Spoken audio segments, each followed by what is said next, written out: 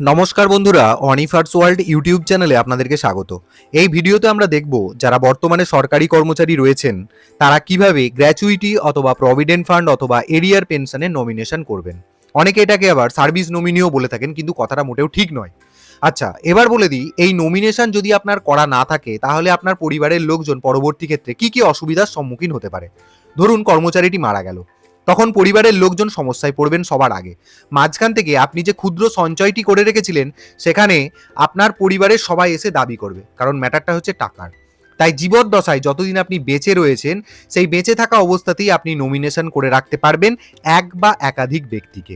তাহলে পারিবারিক কলহটা অ্যাটলিস্ট হবে না। তখন আবার কোর্ট থেকে হয়তো আপনাকে সাকসেশন সার্টিফিকেট বা উত্তরাধিকার সার্টিফিকেট নিতে হতে পারে যদি আপনার নমিনেশন করা না থাকে। আবার যিনি টাকাটা তুলবেন তাকে পরিবারের অন্যান্য সদস্যদের অনুমতিপত্র বা নো অবজেকশন নিতে হতে পারে। তখন হয়তো পরিবারের অন্যান্য লোকজন এই নো অবজেকশন দেওয়ার সেটার আবার বিরোধিতা করতে পারে। তাহলে এইসব কেন ঝামেলায় যাবেন? তাই ভবিষ্যতের ঝামেলা এড়ানোর জন্য আপনি নমিনি অবশ্যই করে রাখুন এবং এক্ষুনি করে রাখুন। কারণ কর্মী মারা যাবার পর যিনি নমিনি থাকবেন, মানে আপনি যাকে নমিনি করবেন, শুধুমাত্র কর্মীর ডেথ সার্টিফিকেটটা নিয়ে গিয়ে জমা করলেই তিনি কিন্তু সমস্ত টাকা পেয়ে যাবেন। নমিনির ওপর কেউ কিছুই দাবি করতে পারবে না। তাহলে দেখে নিই এই নমিনেশন প্রসেস আপনারা কিভাবে করবেন। আমি আপনাদেরকে এখানে টোটাল 3টি ফর্ম ফিল আপ করা দেখাবো। প্রত্যেককে এই 3টি ফর্মই ফিল আপ করতে হবে। এই 3টি ফর্ম ছাড়াও আপনার যে নির্দিষ্ট দপ্তর রয়েছে, আপনি যে জায়গায় কাজ করেন, আপনার হায়ার অথরিটি, সেখানে আপনাকে হয়তো এক্সট্রা একটা ডিক্লারেশন ফর্ম দিতে পারে। তো সেটাও আপনি তখন সেই অনুযায়ী ফিল আপ করে জমা করবেন। যেখানে না দেবে সেখানে তো আর কোনো গল্প নেই। আমি টোটাল 3টে ফর্ম পুঙ্খানুপুঙ্খভাবে একদম সুন্দরভাবে ফিল আপ করে আপনাদেরকে দেখিয়ে দেব, এবং আপনাদের সুবিধার্থে এই ফর্মগুলো ব্ল্যাঙ্ক ফর্মগুলো আমি পিডিএফ লিঙ্ক ভিডিওর ডেসক্রিপশন বক্সে দিয়ে দেবো, এবং ফিল আপ করা ফর্মটাও আপনাদের সুবিধার্থে আমি ভিডিওর ডেসক্রিপশন বক্সে দিয়ে দেবো। আপনারা জাস্ট ডাউনলোড করে প্রিন্ট করে নেবেন, একদম দেখে দেখে আপনি সেটা ফিল আপ করতে পারবেন। বলে দিই, এই ফর্ম আপনাদেরকে হাতে লিখে ফিল আপ করতে হবে এবং আপনার হায়ার অথরিটির কাছে জমা করতে হবে। দেখুন, সবার প্রথম আমরা যে ফর্মটা ওপেন করেছি এই ফর্মটাকে বলা হচ্ছে provident fund form of nomination 2, অর্থাৎ প্রভিডেন্ট ফান্ডের নমিনেশন করার জন্য আপনাকে এই 2 নম্বর ফর্মটা ফিল আপ করতে হবে। তো ভালো করে আপনাদেরকে বলে দিই, এখানে যে জায়গায় বড় হাতের লিখেছি সেই জায়গায় অবশ্যই বড় হাতের লেখার চেষ্টা করবেন, কারণ যাতে কোথাও ভুলভ্রান্তি না হয় সেটার চেষ্টা করবেন। কাটাকুটি করবেন না, কারণ যদি আপনি ভুলভাল লেখেন তাহলে সেক্ষেত্রে ফর্ম হয়তো কবে রিজেকশন হয়ে যাবে। তো সেটার চান্স যাতে না আসে, তো ভালো করে আপনারা এই 3টে ফর্ম ফিল আপ করা দেখুন, এবং ভিডিওটা কোথাও স্কিপ করবেন না। যেখানেই স্কিপ করবেন সেই জায়গাতেই হয়তো আপনাদের ভুল হয়ে যেতে পারে। তো প্রথমেই আপনাদেরকে বলে দিই যে এই যে আমি 3টে ফর্ম আপনাদের সাথে শেয়ার করব, এই 3টে ফর্ম আপনাদের নির্দিষ্ট অথরিটির কাছ থেকে আপনারাও পেয়ে যাবেন। কোথাও কোথাও দেখতে পাবেন আমি যে ফর্মটা আপনাদের সাথে শেয়ার করছি তাতে হয়তো 19-20 একটু স্ট্রাকচারের ফারাক রয়েছে, তো সেটা নিয়ে আপনাদের কোনো প্রবলেম হবে না। মোটামুটি ফর্মটা প্রায়ই একরকম। তো দেখুন, সবার প্রথম আপনাদেরকে কি করতে হবে, এখানে লেখা রয়েছে অ্যাকাউন্ট নাম্বার। এই জায়গায় আপনাকে নিজের প্রভিডেন্ট ফান্ড অ্যাকাউন্ট নাম্বারটা লিখতে হবে। যদি আপনি জেনে না থাকেন তাহলে আপনি আপনার অথরিটির কাছ থেকে জেনে নেবেন, দিয়ে এখানে প্রভিডেন্ট ফান্ড অ্যাকাউন্টের নম্বরটা লিখবেন। যদি না জানেন তাহলে ফাঁকা রেখে দেবেন, অসুবিধা নেই। আপনি যার কাছে জমা করবেন তিনি ফিল আপ করে নেবেন এই জায়গাটা। তাহলে এই জায়গাটা অ্যাকাউন্ট নাম্বার হয়ে গেল। তারপর এই যে জায়গাটা দেখতে পাচ্ছেন এখানে এখানে কর্মী তার নিজের নামটা ক্যাপিটাল লেটারে লিখবেন। তারপর এখানে নিচে চলে আসবেন, এখানে রয়েছে name and full address of the nominees. এখানে এই বক্সটাতে আপনি যাকে বা যাদেরকে নমিনি হিসেবে রাখতে চাইছেন তার কমপ্লিট নাম এবং তার সাথে তার কমপ্লিট অ্যাড্রেস লিখতে হবে। তো আমি আপনাদের সুবিধার্থে এখানে আমি একজন ব্যক্তিকে নমিনি হিসেবে দেখিয়েছি, ইনি আমার স্ত্রী। প্রথমেই তার নাম লিখেছি ক্যাপিটাল লেটারে এবং তার কমপ্লিট অ্যাড্রেস লিখেছি। যদি আপনি দুজন ব্যক্তিকে করতে চান তাহলে এখানে 1 নাম্বার দাগ দেবেন, 1 নাম্বার দাগ দিয়ে নমিনির নাম ক্যাপিটাল লেটারে পুরো লিখবেন এবং তার অ্যাড্রেসটা লিখবেন। আবার এখানে নিচের দিকে 2 নম্বর দাগ দিয়ে অন্য একজন নমিনির নাম লিখবেন এবং তার কমপ্লিট অ্যাড্রেসটা লিখবেন। এখানে এক বা একাধিক ব্যক্তিকে নমিনেট করা যায়, এবং সবসময় আমি আপনাদেরকে সাজেস্ট করব যদি আপনাদের পরিবারের মধ্যে কোনো সমস্যা থেকে না থাকে তাহলে এই নমিনেশনের জায়গাতে স্বামী অথবা স্ত্রীর নাম লিখবেন, সেটাই কিন্তু সুবিধাজনক। আর যদি আপনি মনে করেন যে না আপনি পরিবারের সদস্য কাউকে রাখবেন না নমিনি হিসেবে, সেটাও করা যায়, কিন্তু আপনার অথরিটি আপনাকে সাজেস্ট করবে দেখবেন যেখানে পরিবারের লোকজনের নাম দিয়েই কিন্তু নমিনেশন করতে। তো যাই হোক, সেটা আপনার ইচ্ছা, আপনি সেটা করতে পারেন। তাহলে এই জায়গাটাতে নমিনির নাম এবং তার কমপ্লিট অ্যাড্রেস দেওয়া হয়ে গেল। তারপরে এই ডান পাশের বক্সে এখানে দেখুন আপনি যাকে নমিনি রাখলেন তার সাথে আপনার সম্পর্ক কি সেটা আপনাকে এখানে লিখতে হবে। মানে এই নমিনি আপনার সম্পর্কে কি হয়। আমি আমার স্ত্রীকে এখানে নমিনি হিসেবে রেখেছি, তাই আমি এই বক্সটাতে ওয়াইফ লিখেছি। আপনার ক্ষেত্রে যেটা হবে সেটা আপনি লিখবেন। তারপর তার ডান পাশের ঘরে আজকের ডেট অনুযায়ী, মানে আপনি যেদিন নমিনেশন ফর্মটা জমা করলেন সেই ডেট অনুযায়ী এই নমিনির বয়স কত সেটাকে এখানে লিখবেন। আমি এখানে 31 ইয়ার্স 31 বছর লিখে দিয়েছি। ডান পাশের বক্সে চলে আসবেন। আপনি এখানে যাকে নমিনি হিসেবে রাখছেন, প্রভিডেন্ট ফান্ডের টাকা তার কত শতাংশ আপনি তাকে দিতে চান আপনি মারা যাবার পর, সেই পার্সেন্টেজটা এখানে লিখতে হবে। একজন ব্যক্তিকে নমিনি হিসেবে রেখেছেন, তাই এখানে লিখতে হবে 100%। যদি আপনি এখানে দুজন ব্যক্তিকে নমিনি হিসেবে রাখতেন, তাহলে আপনি সেখানে ডিভাইডেশন করতে পারতেন। কাউকে হয়তো 40% দিলেন, কাউকে হয়তো 60% দিলেন, কাউকে হয়তো 50, আবার অপর ব্যক্তিকেও 50। তো তাহলে এখানে যেটা করতে হবে, ধরুন এখানে প্রথম ব্যক্তির নাম লিখেছেন, তার ডিটেলটা লিখেছেন, তাকে আপনি 50% দিতে চাইছেন, এখানটায় লিখে দেবেন 50%। আবার দ্বিতীয় ব্যক্তি রয়েছে নমিনির ঘরে, তাহলে ঠিক একইভাবে এখানেতে তার ঘরেও লিখলেন 50%। মানে আপনার যেটা ইচ্ছা পার্সেন্টেজ আপনি কত কাকে দিতে চাইছেন সেই অনুযায়ী আপনাকে এখানে পার্সেন্টেজটা বসিয়ে দিতে হবে। এরপর এই ঘরটা কিন্তু আপনাদের জন্য খুব গুরুত্বপূর্ণ, ভালো করে দেখুন। এই জায়গাটায় বলা হচ্ছে যে কোন কোন বিশেষ ক্ষেত্রে বা কোন সিচুয়েশনে আপনি যাকে নমিনি হিসেবে রাখলেন তার নমিনেশন পুরোপুরি ইনভ্যালিড হয়ে যাবে, পুরোপুরি বাতিল হয়ে যাবে। ঠিক 3টে কারণ আমি এখানে লিখেছি। একটা হলো ডাইভোর্স, বিবাহ বিচ্ছেদ, রিম্যারেজ যদি পুনর্বিবাহ হয়, আর যদি ইনস্যানিটি অর্থাৎ মস্তিষ্ক বিকৃতি দেখা দেয়। আমি এখানে স্ত্রীকে নমিনেশন আকারে রেখেছি বা নমিনি আকারে রেখেছি। যদি ধরুন আপনার স্ত্রীর সাথে ডাইভোর্স হয়ে যায়, বা আপনার স্ত্রী যদি নতুন করে বিবাহ করেন, বা যদি ওনার মস্তিষ্ক বিকৃতি ঘটে, তাহলে এই নমিনেশন কিন্তু কমপ্লিটলি ইনভ্যালিড হয়ে যাবে। এটাকে খুব ভালো করে মাথায় রেখে তবেই কিন্তু এই জায়গাগুলো লিখবেন। যদি এর বাইরেও আপনার কোনো কারণ জানা থাকে সেটা আপনি এখানে ইনক্লুড করতে পারেন। মেজর 3টে কারণ আমি এখানে লিখে রেখেছি। এরপর ডান দিকে চলে আসুন। এখানে আমি দুজনের নাম লিখে রেখেছি। কি এখানে এই বক্সটাতে যেটা বলা হচ্ছে যে এখানে আপনি যাকে নমিনি রাখলেন, মূল নমিনি যাকে রাখলেন, তিনি যদি হঠাৎ করে মারা যান, তাহলে তার অ্যাবসেন্সে আপনার এই টাকাটা কে বা কারা কারা পাবে। তখন এখানে দেখুন আমি আমার সন্তান হিসেবে দুজনকে রেখেছি। একজন হচ্ছে আমার পুত্র, একজন হচ্ছে আমার কন্যা। তো এখানে যদি আপনার একজন সন্তান থাকে, তাহলে তার নামটা আপনি ক্যাপিটাল লেটারে লিখবেন এবং তার কমপ্লিট অ্যাড্রেসটা লিখবেন এবং ব্র্যাকেটে লিখে দিবেন, সেটা সন বা ডটার যাই হোক না কেন। আমার ক্ষেত্রে যেটা আমি করেছি, প্রথমে আমি এখানে রেখেছি আমার পুত্রের নাম, ব্র্যাকেটে লিখে দিয়েছি সন, তারপর তার ফুল অ্যাড্রেসটা এখানে লিখে দিয়েছি। আর দ্বিতীয় ক্ষেত্রে এখানে আমার কন্যার নাম লিখেছি ক্যাপিটাল লেটারে, ব্র্যাকেটে লিখে দিয়েছি ডটার এবং তার কমপ্লিট অ্যাড্রেসটা দিয়েছি। তাহলে এখানে কেন দুজনকে রাখার দরকার পড়ছে, ইন কেস যদি এই মেন নমিনি যাকে রেখেছেন তিনি যদি মারা যান, তখন আপনার সন্তান সন্ততি যাতে এই প্রভিডেন্ট ফান্ডের টাকাটা পেয়ে যায়, সেক্ষেত্রে কিন্তু তাদের নাম এখানে লেখা হয়েছে। এরপর ডান দিকের বক্সটাতে চলে আসুন। এখানে বলা হচ্ছে যে যদি এই যে নমিনি আপনি এখানে যাকে রাখলেন, এই ব্যক্তিটা আপনার পরিবারের কোনো ব্যক্তিই নয়, আপনার বাবা নয়, মা নয়, স্ত্রী নয়, বোন নয়, দিদি নয়, কেউই নয়, পরিবারের মধ্যে কেউই নয়, তাহলে কেন সে আপনার পরিবারের নয় বা কেন আপনি পরিবারের লোককে এখানে নমিনি হিসেবে রাখতে পারেননি, তার কারণটা এই বক্সটাতে লিখতে হবে। কিন্তু আমার ক্ষেত্রে আমি এখানে আমার পরিবারের অন্যতম একজন ব্যক্তি আমার স্ত্রীকে রেখেছি, তাই এই জায়গাটাতে এই বক্সটাতে আমি নট অ্যাপ্লিকেবল কথাটা লিখেছি। আপনার ক্ষেত্রে যেমন হবে সেরকম আপনি লিখবেন। মোটামুটি পরিবারের লোককে যদি আপনি নমিনি হিসেবে না রাখেন, কেন রাখেননি তার কারণটা এখানটায় নির্দেশ করতে হবে, সেটা আপনি লিখলেন। এরপর এখানে চলে আসুন ডেটেড দিস। এই জায়গাটায় কি লিখবেন, আপনি যেদিন এই নমিনেশন ফর্মটা জমা করছেন সেই ডেটটা এখানে লিখবেন। দেখুন আমি গতকালের ডেটটা লিখেছি 19th, তারপর মাসটা লিখেছি মে এবং সালটা লিখেছি 2026, 19 মে 2026 এরকমভাবে লিখেছি। ফরম্যাটটা দেখে নেবেন। এবং আমি যে জায়গায় কাজ করি সেই জায়গার নামটা এখানে লিখে দিয়েছি। আমি একটি প্রাইমারি স্কুলে কর্মরত, তাই আমি এখানে নামটা লিখে দিয়েছি, স্কুলের নামটা। এরপর চলে আসুন এখানে নিচের দিকে বলেছে two witnesses for signature name and address. এই জায়গায় আপনাকে দুজন ব্যক্তির নাম এবং তাদের সই উইটনেস হিসেবে রাখতে হবে। মানে দুজন ব্যক্তিকে আপনাকে উইটনেস বা সাক্ষী হিসেবে রাখতে হবে। এগুলো আপনি কি করবেন, আপনি যেখানে কাজ করেন সেই কলিগদের নামই এখানে দিয়ে দেবেন। দেখুন আমি 1 নম্বর ঘরে আমার একজন কলিগের নাম দিয়েছি, ক্যাপিটাল লেটারে লিখেছি এবং তার অ্যাড্রেসটা দিয়েছি। এবং ডান পাশে কি করতে হবে, সেই কলিগের ফুল সিগনেচার করতে হবে। সিগনেচার, নাম নয় কিন্তু, full signature, running hand signature করবে। আর দ্বিতীয় যেটাই রয়েছে সেখানে অন্য একজন কলিগের নাম আমি ক্যাপিটাল লেটারে লিখেছি এবং তার নিচে অ্যাড্রেসটা লিখেছি এবং সেই কলিগের এখানে কমপ্লিট সিগনেচারটা করিয়ে নিয়েছি। তাহলে এটা দুজন ব্যক্তির নাম, অ্যাড্রেস এবং এই জায়গায় সিগনেচার যাকে আপনি সাক্ষী হিসেবে রাখতে চাইছেন, এটা রইল। এরপর ডান দিকের বক্সে চলে আসুন। এখানে দেখুন বলা হচ্ছে সিগনেচার অফ দ্য সাবস্ক্রাইবার, অর্থাৎ যিনি এখানে নমিনেশন করছেন সেই ব্যক্তির সইটা এখানে করতে হবে। অর্থাৎ যিনি কর্মচারী বর্তমানে তার সই এখানে হবে। এখানে কিন্তু নাম নয়, এখানে হবে রানিং হ্যান্ড সিগনেচার। আমি এখানে আমার চ্যানেলের নামটা সই আকারে দিয়েছি, অবশ্যই এই চ্যানেলটিকে সাবস্ক্রাইব করে নেবেন আপনারা। আর নিচের ঘরটাতে আপনাকে নিজের নামটা লিখতে হবে ক্যাপিটাল লেটারে। তাহলে উপরের ঘরটায় নিজে সই করলেন আর নিচের ঘরটাতে ক্যাপিটাল লেটারে নিজের নামটা লিখলেন। আর এখানে আপনার ডেজিগনেশন কি, আপনি কোন অফিসে কর্মরত, কোন পদে আপনি চাকরি করছেন, সেই ডেজিগনেশনটা, জাস্ট ডেজিগনেশনটা আমি এখানে অ্যাসিস্ট্যান্ট টিচার লিখেছি নিজের ক্ষেত্রে। হয়ে গেল। এরপর এখানে চলে আসবেন, বলা হচ্ছে space for use by the head office. Head office এই জায়গাটা ফিল আপ করবে, আপনার ফিল আপ করার দরকার নেই।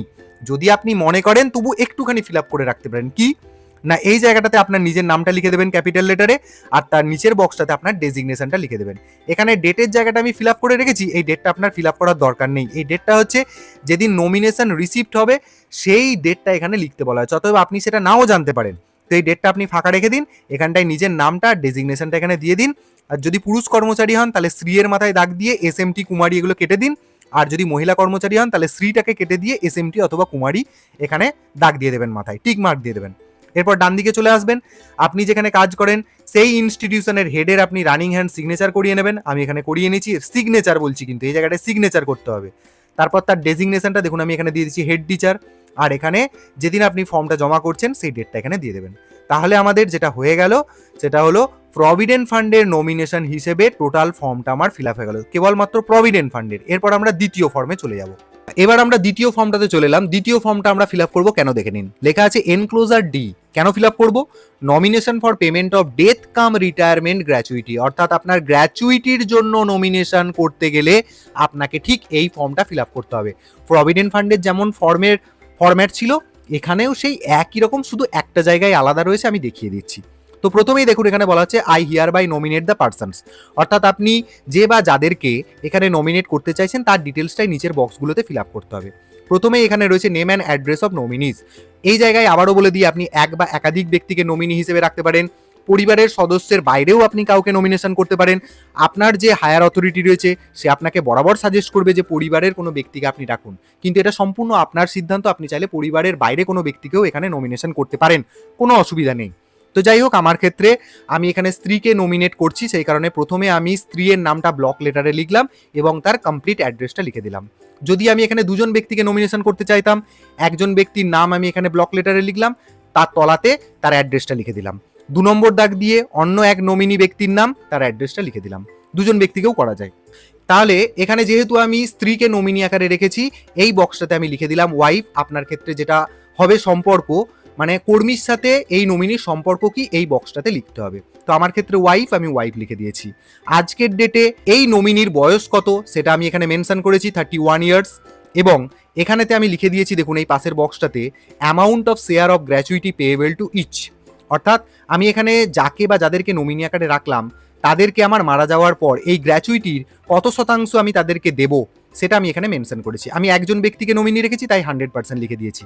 যদি আপনি এখানে দুজন ব্যক্তিকে রাখতেন তাহলে আপনি সেক্ষেত্রে হয়তো কাউকে 50-50 এই আকারে আপনাকে লিখতে হতো, বা 40-60, 80-20, সেটা আপনার যেমন ইচ্ছা, যাকে যেমন হারে দিতে চান সেই পার্সেন্টেজটা এখানে লিখতে হবে। হয়ে গেল। তারপর এই জায়গাটা ভালো করে লক্ষ্য করবেন, আমি বারবার বলছি যে এখানে যে বা যাদেরকে আপনি নমিনি আকারে রাখলেন তাদের সাথে এই নমিনেশন কোন মুহূর্তে বা কোন কোন কারণে ইনভ্যালিড হয়ে যেতে পারে, বাতিল হয়ে যেতে পারে। এখানে আমি দিয়ে দিয়েছি ডাইভোর্স, রিম্যারেজ এবং ইনস্যানিটি। যদি স্বামী স্ত্রীর মধ্যে ব্যাপার হয় তাহলে আপনাকে এখানে এই কারণগুলোই দেওয়া উচিত, কারণ এগুলোই মেনলি হয়, ডাইভোর্স বা রিম্যারেজ। তো সেক্ষেত্রে সিচুয়েশনকে ভালো করে মাথায় রেখে আপনি এই 3টে কারণ দিতে পারেন। এছাড়াও আপনি চাইলে অন্যান্য কারণও ইনক্লুড করতে পারেন, কোনো অসুবিধা নেই। মেনলি ডাইভোর্স, রিম্যারেজ এবং ইনস্যানিটি অর্থাৎ যদি মস্তিষ্ক বিকৃতি ঘটে তাহলে আপনার কিন্তু এই নমিনেশন ক্যান্সেল হয়ে যাবে। এই 3টি কারণ হয়ে গেল। এরপর ডান দিকে চলে আসুন, একই রকমভাবে এই যে প্রথম কলামে আমি যে বা যাদেরকে নমিনি আকারে রেখেছি এই ব্যক্তি বা ব্যক্তিগুলি যদি মারা যায়, মানে নমিনি যাদেরকে করে রেখেছি তারা যদি ইনকেস মারা যায়, তাহলে সেক্ষেত্রে আপনার গ্র্যাচুইটির টাকা কারা পাবে? আপনার সন্তান সন্ততি পাবে। ধরে নিচ্ছি আপনার 2জন সন্তান রয়েছে, একজন ছেলে একজন মেয়ে, তো সেই আকারে এখানে তাদের নামগুলি আমি লিখেছি। প্রথমটা এ দাগ দিয়ে সন্তানের নাম হিসেবে আমি এখানে পুত্র সন্তানের নাম লিখেছি, ব্র্যাকেটে লিখে দিয়েছি সান এবং তার অ্যাড্রেসটা লিখে দিয়েছি। আর দ্বিতীয়টাতে আমি এখানে কন্যার নাম লিখেছি, ব্র্যাকেটে লিখে দিয়েছি ডটার এবং তার ঠিকানাটা দিয়ে দিয়েছি। যদি আপনার একজন সন্তান হয় তাহলে আপনি সেই অনুযায়ী তার নামটা লিখবেন এবং তার অ্যাড্রেসটা লিখবেন, সে পুত্র নাকি কন্যা সন্তান সেটা ব্র্যাকেটে মেনশন করে দেবেন। হয়ে গেল। এবারে পাশের বক্সটাতে চলে আসুন। এই জায়গাটাতে একটু তফাৎ রয়েছে প্রভিডেন্ট ফান্ডের নমিনেশন ফর্মটার সাথে। কি বলা হয়েছে? Amount of share of gratuity payable to each. এখানে আপনি যাদের নাম রাখলেন বা যার নাম রাখলেন সে গ্র্যাচুইটির কত পরিমাণ টাকা পাবে সেই টাকার অ্যামাউন্ট এখানে লিখতে বলা হয়েছে। স্বাভাবিক একটা ভাবলে বুঝুন যে গ্র্যাচুইটির টাকা আপনি কত পাবেন সেটা আপনি আগে থেকে কি হিসেব করতে পারবেন? পারবেন না। তাহলে এখানে কাকে কত টাকা দেবেন সেই অ্যামাউন্টটা আপনি লিখবেন কি করে? লেখা যায় না। সেই কারণে আমি এখানে লিখে দিয়েছি নট অ্যাপ্লিকেবল। আপনারাও এটা করবেন। এরপর এখানে দেখুন বলা হচ্ছে নিচের দিকে, this nomination supersedes the nomination made by me earlier on at which stand cancelled.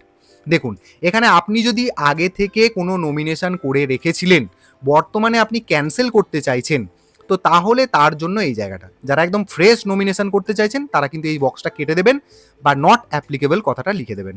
যারা আগে করে রেখেছিলেন ক্যান্সেল করতে চাইছেন তারা এই জায়গাটা ফিল আপ করবেন। কত তারিখে করেছিলেন সেই ডেটটা এখানে বসাতে হবে। তার নিচের লাইনে আপনি আজকে যে ফর্মটা জমা করছেন, মানে আপনি যেদিন এই নমিনেশন ফর্মটা জমা করবেন সেই ডেটটা এখানে বসিয়ে দেবেন। দেখুন আমি এখানে 19th May of 2026 এই কথাটা লিখে ফেলেছি। আপনি যে ডেটে জমা করবেন সেই ডেটটা এখানে বসিয়ে দেবেন এবং অ্যাটের জায়গায় আপনি যে জায়গায় কর্মরত সেই কর্মস্থলের নামটা আপনি লিখবেন। আমি একটি প্রাথমিক বিদ্যালয়ে কর্মরত, তাই এখানে প্রাথমিক বিদ্যালয়ের নামটা লিখে দিয়েছি। এবার আপনাদের মনে হবে আমি যে বিভিন্ন জায়গায় XX, YY, ZZ ব্যবহার করেছি এগুলো কেন? কারণ ইউটিউব রুলস অ্যান্ড রেগুলেশনে আমি যদি কমপ্লিট নাম দিয়ে দিই তাহলে সেক্ষেত্রে তাদের নিয়ম নাকি ভায়োলেট করা হয়। তো সেই কারণেই আমি এখানে XX, YY, ZZ এগুলো দিতে বাধ্য হয়েছি। তো আপনারা এগুলো জাস্ট একটু বুঝে নেবেন। তারপর এখানে চলে আসবেন নিচের দিকে, এখানে দেখুন বলা হচ্ছে উইটনেস টু সিগনেচার। এখানে দুজন উইটনেসের সিগনেচার আপনাকে করাতে হবে। এই জায়গাটা আমি বলে দিই, এখানে কোনো কোনো জায়গায় আপনি দেখতে পাবেন এখানটায় উইটনেস নেম লিখতে বলা আছে, এখানটায় উইটনেসের অ্যাড্রেস লিখতে বলা আছে, আর এখানটায় উইটনেস সিগনেচার করার কথা বলা আছে। তো এক্ষেত্রে এখানে শুধু উইটনেস টু সিগনেচার করার কথা বলা আছে, তবুও আমি এক্সট্রা করে যেটা লিখে দিয়েছি, যেটা হলে খুব ভালো হয়, বাম দিকটাতে আপনি আপনার যে কোনো দুজন কলিগকে উইটনেস বানান। প্রথমে 1 নম্বরেতে একজন কলিগের নামটা ব্লক লেটারে লিখুন, তলায় তার অ্যাড্রেসটা লিখে দিন এবং ডান পাশেতে এখানেতে তার সই করিয়ে নিন। রানিং হ্যান্ড সিগনেচার করবেন প্রথম উইটনেস। আবার ঠিক একই রকমভাবে 2 নম্বর, আপনি যে কলিগকে উইটনেস হিসেবে রাখতে চাইছেন, সাক্ষী হিসেবে রাখতে চাইছেন, তার নামটা ব্লক লেটারে লিখুন, তার অ্যাড্রেসটা লিখুন এবং ডান পাশে তার সই করিয়ে নিন। হয়ে গেল উইটনেসের ব্যাপার। এরপর ডান দিকে চলে আসুন, এই জায়গায় এমপ্লয়ি তার নিজের সিগনেচার করবে। আমি এখানে আমার চ্যানেলের নামটা দিয়ে দিয়েছি। সিগনেচার করবে, নাম লিখবেন না, সিগনেচার করবেন, রানিং হ্যান্ড সিগনেচার। এরপর নিচের দিকে চলে আসবেন, এখানে বলেছে signature of head of the office with office seal. এখানে আপনি যে অফিসে কর্মরত সেই অফিসের যিনি প্রধান রয়েছেন তিনি এখানে রানিং হ্যান্ড সিগনেচার করবেন, তার অফিসে সিল দেবেন, তার ডেজিগনেশনের সিলও দিতে পারেন। যদি আপনি হাই স্কুলের শিক্ষক হন তাহলে সেক্ষেত্রে এখানে হেডমাস্টার তিনি সই করবেন, তার নিজের সিল দেবেন এবং স্কুলের সিল ব্যবহার করবেন। যদি প্রাথমিক স্কুলের কেউ হয় তাহলে এখানে কিন্তু হেড টিচার সই করতে পারবেন না, কারণ head teacher head of office নয়। সেক্ষেত্রে মাননীয় অথবা মাননীয়া এসআই স্যার বা ম্যাডামকে এখানে সই করতে হবে এবং তার অফিস সিল উনি দেবেন। তাহলে প্রাথমিক বিদ্যালয়ের ক্ষেত্রে এই জায়গাটায় কখনোই কিন্তু যিনি প্রধান শিক্ষক বা শিক্ষিকা রয়েছেন তিনি সই করবেন না, ফাঁকা রেখে দেবেন। এসআই অফিসে নিয়ে গিয়ে এসআই এই জায়গাটাতে সই এবং তার স্ট্যাম্প করবেন। হয়ে গেল আমাদের 2য় নম্বর ফর্ম ফিল আপ করাটাও কমপ্লিট। এবার আমাদের 3 নম্বর ফর্ম ফিল আপের পালা, এটাই লাস্ট। এরপর চলে এসেছি আমরা 3 নম্বর ফর্ম। সেটা কি জন্য ফিল আপ করতে হবে দেখুন, এই ফর্মটার নাম হচ্ছে এনক্লোজার ই। কেন ফিল আপ করবেন? দ্য পেমেন্ট অফ এরিয়ার অফ পেনশন নমিনেশন। পেনশনের এরিয়ার হিসেবে যাকে আপনি নমিনি রাখতে চাইছেন সেই নমিনেশন ফর্মের জন্য আপনাকে, সেই নমিনেশনের জন্য আপনাকে এই ফর্মটা ফিল আপ করতে হবে। তাহলে এরিয়ার অফ পেনশনের জন্য এই ফর্ম আপনাকে ফিল আপ করতে হবে। তো প্রথমেই এখানেতে প্লেস যে জায়গাটায় রয়েছে, আপনি যে জায়গায় কাজ করেন সেই কর্মস্থলের নাম লিখবেন। আমি এখানে একটি প্রাথমিক বিদ্যালয়ে কর্মরত, তাই আমি আমার প্রাথমিক বিদ্যালয়ের নামটা এখানে লিখে দিয়েছি।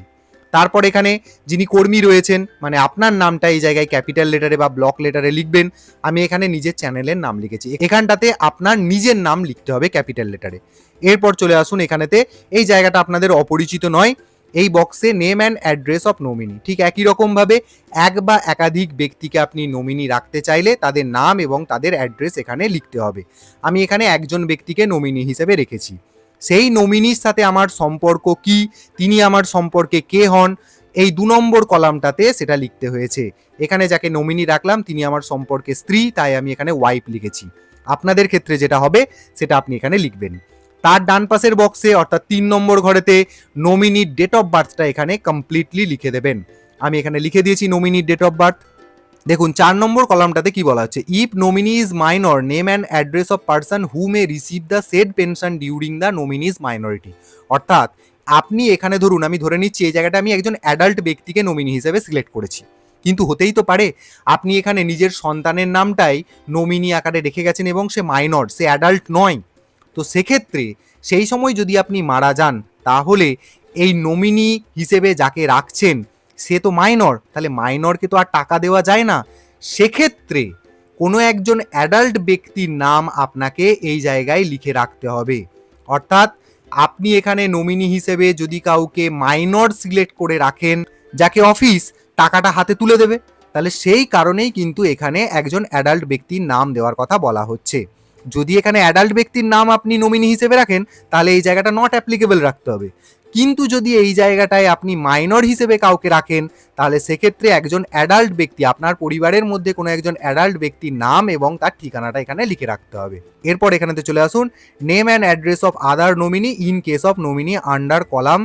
মানে হচ্ছে এটাই যে এখানে যাকে নমিনি আকারে রাখলেন তিনি যদি মারা যান, তাহলে তার অবর্তমানেতে এখানে কে কে টাকাটা পাবে, পেনশনের টাকাটা কে কে পাবে। সেক্ষেত্রে এখানে আমি দুজনের নাম লিখে রেখেছি, মানে এই ব্যক্তির সন্তান সন্ততি দুজন রয়েছে, তাদের নাম তাদের অ্যাড্রেস, এখানে তার নাম তার অ্যাড্রেস লিখে দিয়েছি। প্রথম যাকে লিখলাম সে সম্পর্কে কে হয় সেটা এখানে লিখেছি সন, আর দ্বিতীয় হিসেবে যাকে লিখলাম সে সম্পর্কে কি হয় সেখানে লিখে দিয়েছি ডটার। মানে এখানে স্পেশালি রেকমেন্ডেড যেটা সেটা হচ্ছে যে যার নিজের সন্তান সন্ততির নাম এখানে লিখবেন। একজন যদি হয় তাহলে একজন, দুজন হলে দুজন, যেমন আপনার থাকবে। তারপর এখানেতে যাকে প্রথম আকারে রাখলেন সান, সেই পুত্র সন্তানের বয়স কত সেটা এখানে লেখা হলো। কেন বয়স এখানে লেখা হচ্ছে? কারণ এখানে পুত্র অথবা কন্যা এখনও কিন্তু মাইনর রয়েছে, তাই তাদের ডেট অফ বার্থটা এখানে উল্লেখ করতে হচ্ছে। এক্ষেত্রেও তাই, এখানে যাকে ডটার হিসেবে রাখা হয়েছে সেও মাইনর, তাই তার ডেট অফ বার্থটা এখানে উল্লেখ করতে হচ্ছে। যদি আপনি এই জায়গায় অ্যাডাল্ট ব্যক্তিদের নাম লেখেন, তাহলে সেক্ষেত্রে আপনাকে তার সাথে আপনার সম্পর্ক কি সেটা এখানে লিখতে হবে, এবং এই জায়গাতে তাদের ডেট অফ বার্থ না লিখলেও চলবে, আপনি লিখে দিতেও পারেন, কিন্তু কোনো অসুবিধা নেই। যদি আপনি এখানে দুজন যে নমিনিকে রাখলেন তারা যদি মাইনর হয়, তাহলে সেক্ষেত্রে আপনাকে তাদের দুজনেরই ডেট অফ বার্থটা এখানে লিখতে হচ্ছে, এবং আপনার সাথে তাদের সম্পর্ক কি সেটা এখানে লিখতে হচ্ছে। মোট কথা সম্পর্কটা অবশ্যই লিখতে হচ্ছে, কিন্তু মেজর হলে ডেট অফ বার্থটা লেখার প্রয়োজন নেই, কিন্তু আমি সাজেস্ট করব লিখে দেবেন। আর মাইনর হলে ডেফিনেটলি এখানে ডেট অফ বার্থটা লিখতে হচ্ছে। হয়ে গেল। এরপর এখানে 8 নম্বর কলামে আসুন, কি বলছে, name and address of person who may receive the pension during the other nominee's minority. এবার ধরুন এই জায়গাটাতে আমি দুজন যে নমিনিকে রেখেছি, মানে এই মেন নমিনিকে বাদ দিয়েও ইনি যদি মারা যান, তার অবর্তমানে এই দুজন টাকাটা পাবে সন্তান সন্ততি হিসেবে। এরা ধরুন বর্তমানে মাইনর, তাহলে সেক্ষেত্রে এরাও তো টাকাটা রিসিভ করতে পারছে না, তখন এমন একজন ব্যক্তিকে রাখতে হবে, তার ডিটেলসটা এখানে রাখতে হবে, যিনি এই টাকাটা রিসিভ করবেন এই মাইনর দুজনের হয়ে। তো সেক্ষেত্রে আপনি হয়তো আপনার বাবার নাম দিয়ে দিলেন, এখানে সেটাই আমি করেছি। দেখুন বাবার নামটা দিয়ে দিলাম, মানে এখানে যে দুজনকে রেখেছি তাদের দাদু বা ঠাকুরদা হিসেবে আমি এখানে নামটা লিখে দিয়েছি। নামটা লিখলাম এবং তার অ্যাড্রেসটা লিখে দিলাম। এখানে ঠিক একই রকমভাবে কোন কোন কারণে বা কোন কোন সিচুয়েশনে এই নমিনেশন ইনভ্যালিড হতে পারে, ঠিক একই রকমভাবে ডাইভোর্স, রিম্যারেজ, ইনস্যানিটি, এই তিনটে আমি লিখে দিয়েছি। এরপর চলে আসবেন এখানে আপনি কোন জায়গা থেকে এই ফর্মটা ফিল আপ করছেন, স্কুলের নামটা এখানে দিয়ে দেবেন বা আপনার অফিসের নামটা দিয়ে দেবেন, কত তারিখে ফর্মটা আপনি জমা করছেন সেই ডেটটা দিয়ে দেবেন। আচ্ছা, এখানে লাগছে একজন উইটনেসের সিগনেচার, সিগনেচার, নাম এবং ঠিকানা। ভালো করে দেখুন, এখানটায় প্রথমে যাকে উইটনেস আকারে রাখছেন তার এখানটায় রানিং হ্যান্ড সিগনেচার করাবেন, প্রথমটাতে সিগনেচার হবে। তারপর তার নিচের বক্সটাতে এখানে উইটনেসটার নামটা ক্যাপিটাল লেটারে লিখেছি, তার অ্যাড্রেসটা পুরোপুরি লিখে দিয়েছি। হয়ে গেল উইটনেসের ম্যাটার। এরপর এখানে চলে আসবেন, এখানে যিনি আবেদন করছেন বা যিনি এই ফর্মটা জমা করছেন বা যিনি কর্মচারী, এখানে তার রানিং হ্যান্ড সিগনেচার করবেন।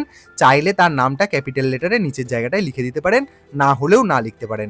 আর এখানে চাইলে আপনি থাম ইমপ্রেশনও দিতে পারেন। আর একটা জিনিস এখানে বলা হচ্ছে, এখানে কমপ্লিট অ্যাড্রেসটাও দিয়ে দেওয়ার কথা বলা হচ্ছে। আপনারা এই নিচেটাতে এখানেতে যিনি সই করলেন তার অ্যাড্রেসটা এখানে দিয়ে দিতে হবে। আচ্ছা, এবার ফর্মের নিচের দিকে চলে এলাম, এখানে দেখুন সিল স্ট্যাম্প, আপনার হেড অফিস বা disbursing authority, pension disbursing authority, মানে এখানটা অফিস লেভেলের কাজ, এই জায়গাটা তারা করবেন। আপনি যেটা করতে পারেন, এখানে নিজের নামটা লিখবেন।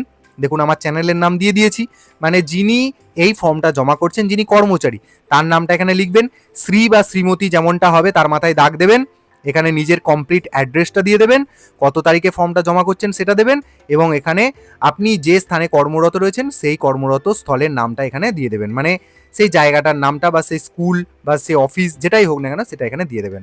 আর এই জায়গাটা পেনশন ডিসবার্সিং অথরিটি কাজকর্ম করবে, সই স্ট্যাম্প ইত্যাদি ইত্যাদি দেবে। এই হচ্ছে মূল 3টে ফর্ম, যেই ফর্মগুলো আপনাদেরকে ফিল আপ করতে হবে, এর বাইরে কিন্তু কিছু নেই। আরেকটা জিনিস আমি আপনাদেরকে যেটা বলে দেবো, প্রত্যেকটা ফর্মের নিচের দিকে আপনি চাইলে দেবার খুব একটা প্রয়োজন নেই, আপনার অথরিটিও হয়তো আপনাকে বলে দেবে যে এই জায়গায় আপনি যে জায়গায় কর্মরত রয়েছেন সেই জায়গার একটা সিল বা স্ট্যাম্প যদি বসিয়ে দেন সেক্ষেত্রে হয়তো ভালো হয়। এই 3টে ফর্ম হচ্ছে মূল।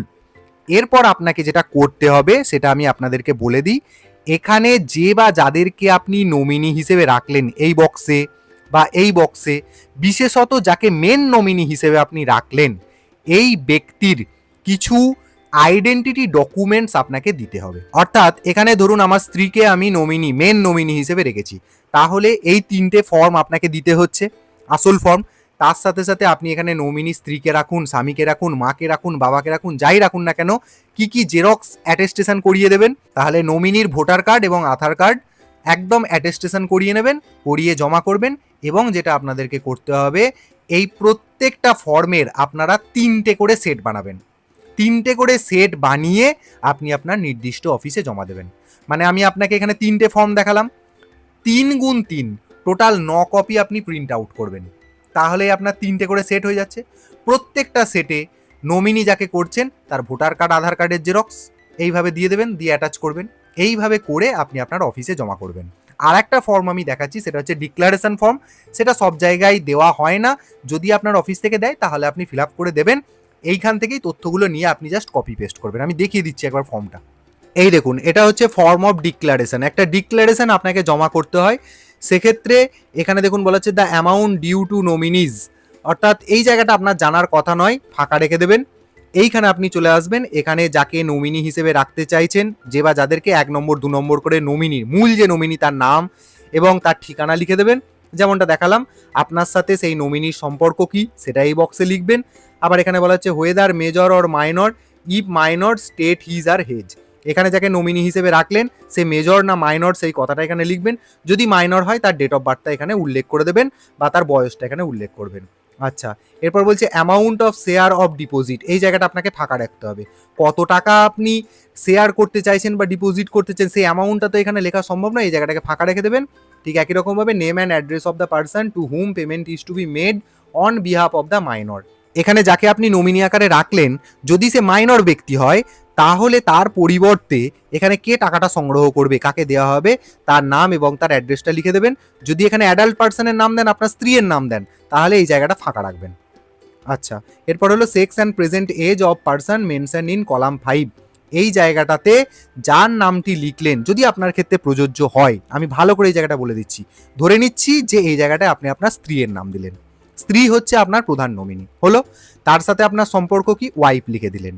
আচ্ছা, এখানটাই বলছে যে যদি এই নমিনিটা মাইনর হয় তাহলে আপনাকে মাইনর লিখতে হবে, যদি মেজর হয় তাহলে মেজর। আমি এখানে স্ত্রী দিয়েছি, অবশ্যই সে মেজর, তাহলে এখানে মেজর লিখলাম, তার ডেট অফ বার্থ এখানে লেখার কোনো দরকার নেই, মানে নমিনি মেজর।